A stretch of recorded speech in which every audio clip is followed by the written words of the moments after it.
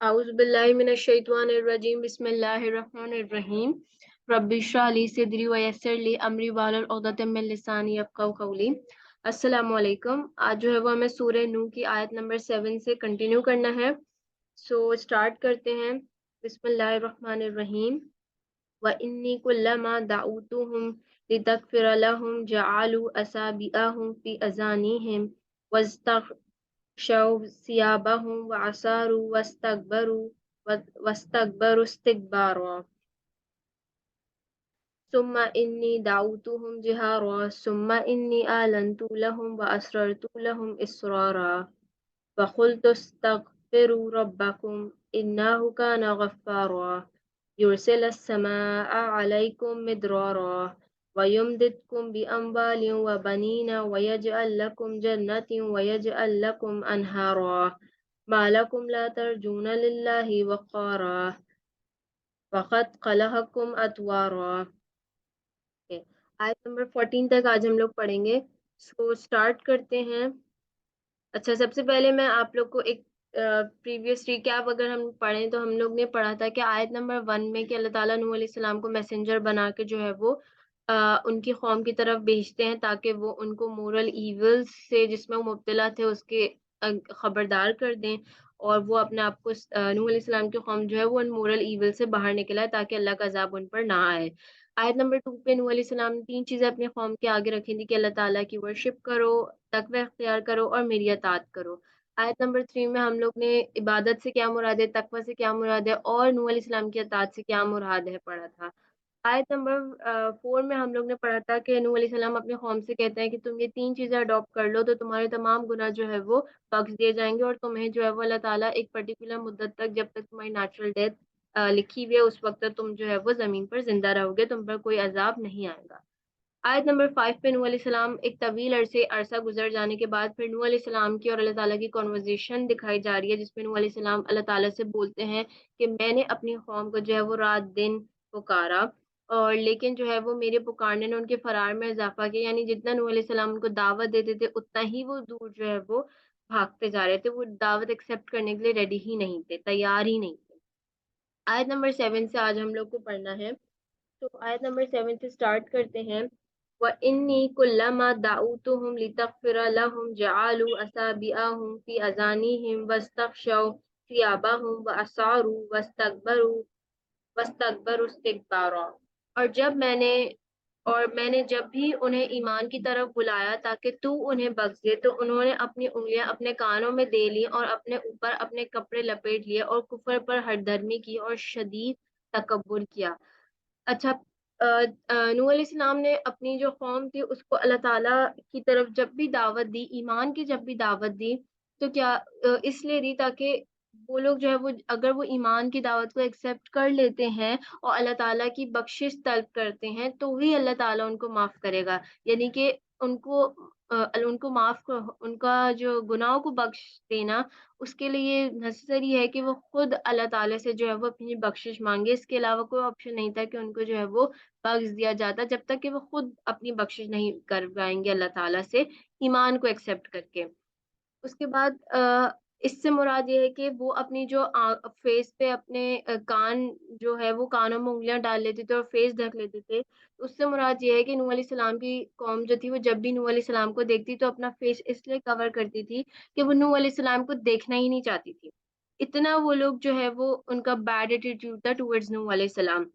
या तो उनका दूसरा मकसद ये भी था कि वो लोग जो है वो नूह अलैहिस्सलाम उनको कहीं पहचान ना ले तो वो लोग अपना सर पे जो है वो फेस पे जो है वो कवर कर लेते थे ताकि नूह अलैहिस्सलाम उनको पहचान कर उनको एड्रेस ना करना शुरू कर दें।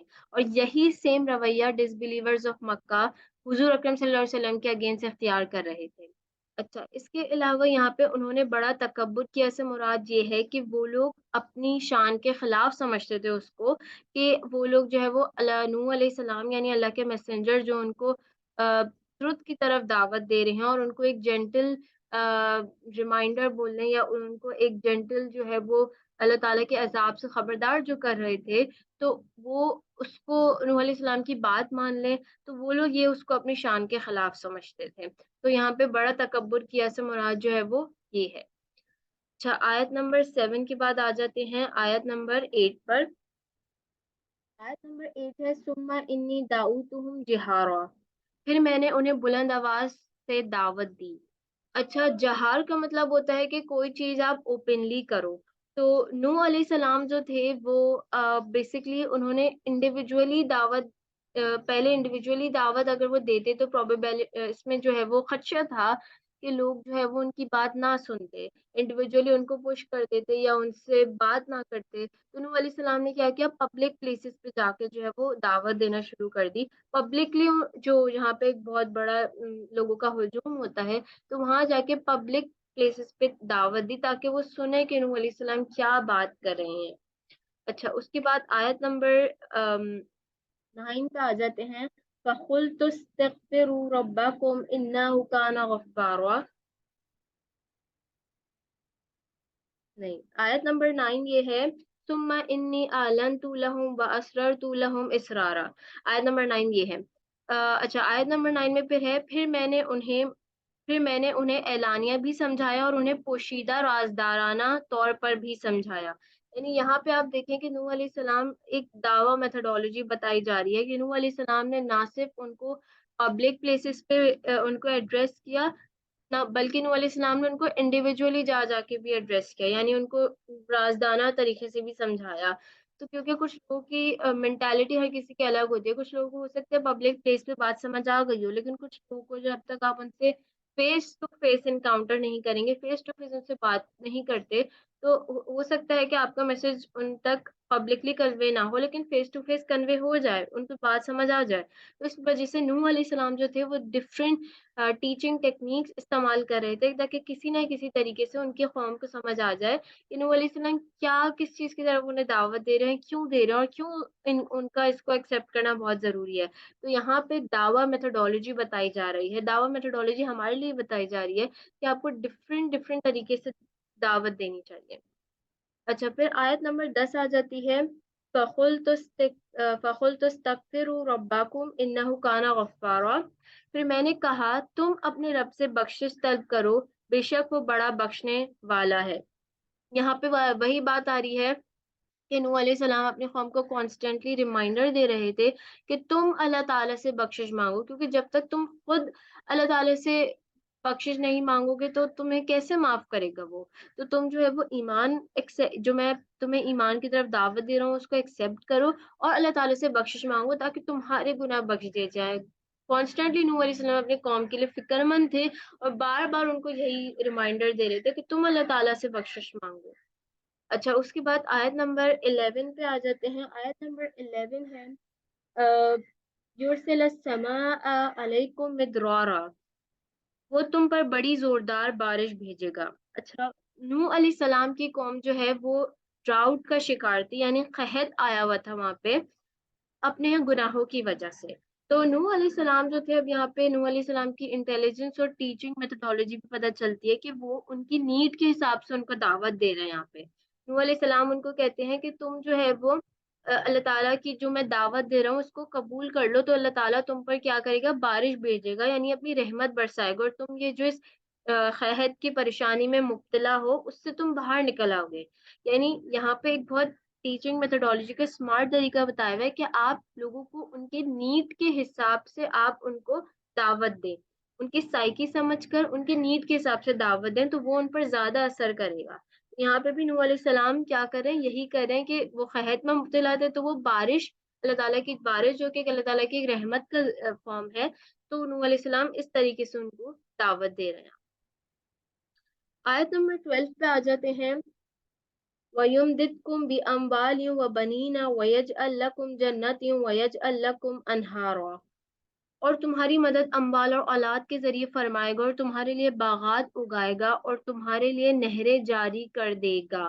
اچھا، قرآن میں کافی جگہوں پر یہ چیز ہائی لائٹ کی گئی ہے، یہ تھیم ہائی لائٹ کی گئی ہے کہ اگر کوئی قوم ڈیوائن کمانڈس کو فالو کرتی ہے تو پھر جو ہے وہ کیا ہوتا ہے کہ اس کے لیے نہ صرف آخرت میں اللہ تعالیٰ کی رحمتیں برکتیں ہوتی ہیں بلکہ دنیا میں بھی وہ اللہ تعالیٰ کی رحمت اور برکتوں کی مستحق ہو جاتی ہے، اس کو ملتی ہے۔ لیکن اگر کوئی قوم ایک ایسی ہوتی ہے جو کہ ڈیوائن کمانڈ یعنی اللہ تعالیٰ کے احکامات کو فالو ہی نہیں کر رہی، کنٹینیوسلی ریبیل کر رہی ہے، تو بغاوت کر رہی ہے، تو ڈیفینیٹلی پھر قرآن میں کئی جگہ پر یہ تھیم ایکسپریس ہے کہ نہ صرف وہ آخرت میں اس کے لیے برائی ہے، بلکہ اس کو دنیا میں بھی اللہ تعالیٰ کی بلیسنگز اور برکتیں نہیں ملتی. تو یہاں پہ یہ تھیم ہائی لائٹ کی گئی ہے کہ اگر آپ اللہ تعالیٰ سے بخشش مانگتی ہیں، مغفرت اللہ تعالیٰ سے مانگتے ہیں، تو اللہ تعالیٰ کی بخشش اور مغفرت جو ہے فارگیونیس اللہ تعالیٰ کی ہمیشہ بینیفٹس کے ساتھ آتی ہے، یعنی کہ اللہ تعالیٰ کی رحمتیں اور برکتوں کے ساتھ آتی ہے. تو یہاں پہ یہ تھیم ہائی لائٹ کیا گیا ہے اور یہی نوح علیہ السلام اپنے قوم کو بتا رہے تھے. آیت نمبر 13 پہ آ جاتے ہیں. مالکم لا ترجون للہ وقارا، تمہیں کیا ہو گیا ہے کہ تم اللہ کی عظمت کا اعتقاد اور معرفت نہیں رکھتے.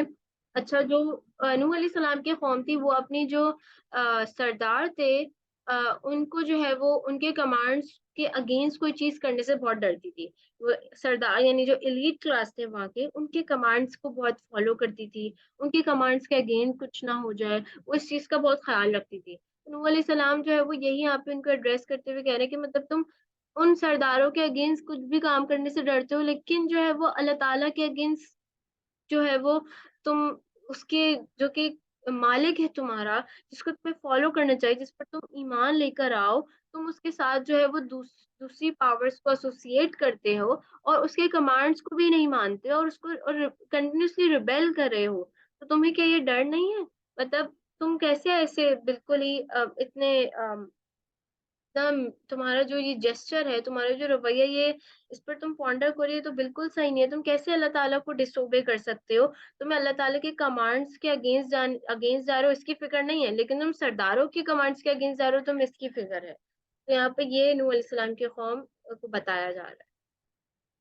اچھا، پھر آیت نمبر 14 میں آتا ہے مالکم لا ترجون سوری وقد خلقکم اتوارا. یعنی اب نوح علیہ السلام کیا کر رہے ہیں کہ اپنی قوم کا جو مائنڈ سیٹ ہے وہ شفٹ کر رہے ہیں اپنی ڈیولپمنٹ پہ، کہ اپنی ڈیولپمنٹ کو غور کرو کہ کیسے تم پہلے ایک سپرم تھے، ایک اووا کی شکل میں اپنے پیرنٹس کی باڈی میں تھے، پھر کیسے فرٹیلائزیشن کے پروسیس کے تھرو تمہیں کنسیو کیا گیا، پھر کیسے تم مدر کی وomb میں ڈفرینٹ حالتوں میں ڈفرینٹ اسٹیجز سے گزرے، پہلے ایک امبرایو تھے، پھر ایک تمہاری جو ہے وہ ہارٹ بیٹ آئی، پھر سلولی اینڈ گریجولی تم ایک پورے فیٹس میں ڈیولپ ہوئے، اور پھر مدر کے ووم سے جب تم باہر آئے 9 منتھس بعد، تو پھر تم کیسے ڈفرینٹ اسٹیجز سے گزرے. تمہارا ایک بالکل بچپن تھا، پھر تم یوتھ میں آئے، پھر تم ٹین ایجر ہوئے، پھر تم ایک اولڈ ایج میں آئے. تو اللہ تعالیٰ چاہتا ہے تو تمہیں کسی بھی اسٹیج پر تم پر جو ہے وہ عذاب آ سکتا تھا، یا تو تمہیں پہلی فرسٹ آف آل تمہیں کنسیو ہی نہ ہونے دیتا، تمہاری جگہ کوئی اور کنسیو ہو سکتا تھا، یا اگر تمہیں کنسیو بھی ہوگا تو تمہارے اندر کوئی جینیٹک اب نارملٹیز لا سکتا تھا. کتنے ہزاروں میڈیکل اسٹوڈینٹس کو تو پتا ہوگی ہے کہ ہزاروں جینیٹک اب نارملٹیز ہوتی ہیں اور جو کہ پاسبل ہے کہ ووم آف دا مدر میں ہو جائے.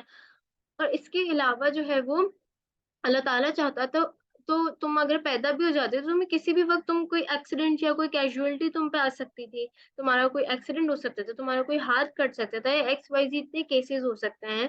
تو اللہ نہ کرے کچھ بھی ہو سکتا تھا، لیکن تم اللہ تعالیٰ کے آگے کتنے پاور لیس ہو.